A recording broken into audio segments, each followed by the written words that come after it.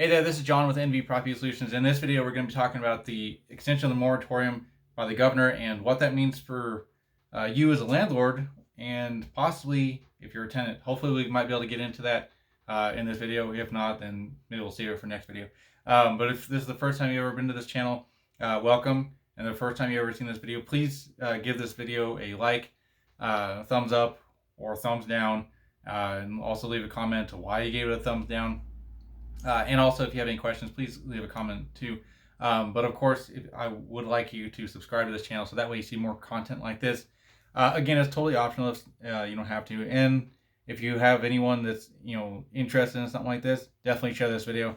But yeah, other than that, let's go ahead and jump right into it. So on Sunday, the 13th of this month, December, the governor extended the eviction moratorium by implementing Emergency Directive 036. And what that is it's a statewide eviction moratoriums that were set to expire at the end of this year. Actually, if you're watching this video when it comes out, in approximately 10 days from now, and that's when it was supposed to expire. But unfortunately now is going to be pushed back until the 31st of March of next year. So that way, if you're watching this when it comes out, then you have a little bit of time. If you're watching it when on the March 31st, then you might be a little bit screwed. But in any case, so what it is it only applies to certain covered persons or tenants that are unable to pay rent due to the circumstances related to COVID-19 that would likely cause homelessness or being forced to move into more of a shared living situation if that person is evicted. So, for example, say if you're living in your house right now and your landlord is pushing you out, is the only way you could stay is if you were to have something, some kind of circumstance that would prevent you from paying rent, like you lost your job and something like that, or you just cannot find a job, period, because of maybe your skill set or what have you, and all that. But on the plus side, if this is not really a plus side for a tenant, but on the plus side for a landlord, if that person that your tenant isn't paying rent, but there's also something else with it, you still can't evict. But if it's just only they're not able to pay rent, unfortunately you can't evict until at least the 31st of next year in March. But that the tenant has to meet certain criteria for this to work. So say if they are living in there and they make $99,000 or less in 2020, then they're eligible for the government assistance, and also they might be able to seek protections of the directive by providing the landlord with an affidavit swearing under the penalty of perjury that they meet this certain criteria. But that's not a concrete set in stone type of thing, because the landlord can challenge the eligibility of the tenant at the time the tenant may attempt to establish their eligibility. So if, say, they did get a job in 2020 or they have some income, then obviously that might not hold through.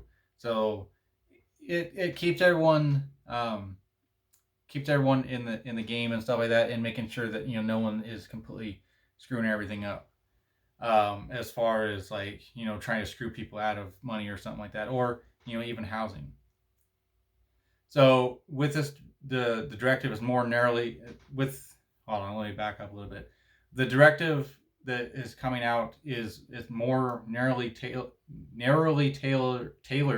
to the original, giving landlords access to the court, whereas previously it was very difficult to get anyone out. So, sorry. So with this one, it is now you're able to show proof that that the tenant is not paying rent, and maybe they're also destroying the property, so that way you can get them out. Now, if it's just that they're not paying rent, then obviously you probably won't be able to get them out, like I said before. So keep in mind that the tenant still keep in mind if the tenant still owes unpaid rent, the directive is only temporarily prevents the tenant from being removed. So if they Like I said, if they're only paying or just not paying rent, then obviously they will have to pay that back later down the road. And of course, being a landlord and stuff like that, you can still charge late fees and penalties. Uh, Basically, as long as the lease agreement says so, and if the tenant breaches the terms other than just paying rent, then you can evict. So, like I said, if they are not paying rent because they don't have a job or anything like that, then obviously you can't just kick them out just because you're not getting any money from them. But it does suck because uh, the government still hasn't. I mean, they're starting foreclosures right now, more so with commercial loans and stuff like that. But now they're starting to get into housing and stuff like that. Now, if you live here, a commercial loan doesn't require you to have, or a commercial loan requires you to have 5 doors or more. So, say if like, your building has 5 different apartments in it, even though it's still a multiplex, then you have to get a commercial loan, and those might be coming due sooner rather than later, especially if your tenants aren't paying rent. But if you only own a duplex or a quadplex or something like that with only 4 apartments in it, then that would still qualify as the normal home loan and stuff like that. It's a residential loan, not a commercial loan.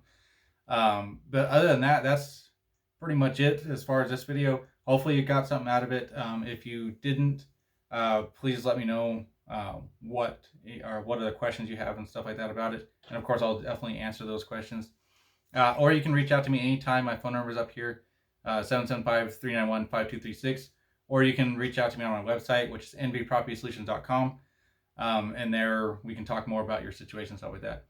But other than that, that's it for this video. Hopefully, like I said, hopefully you guys found it somewhat enjoyable and all that. But other than that, I will see you guys in the next video. And since Christmas is right around the corner here, I want to wish you guys a Merry Christmas and Happy Holidays. And of course, stay safe and all that. But yeah, other than that, that's all I got for this video. And you guys take care, and we'll see you around the next video. All right, you guys take care.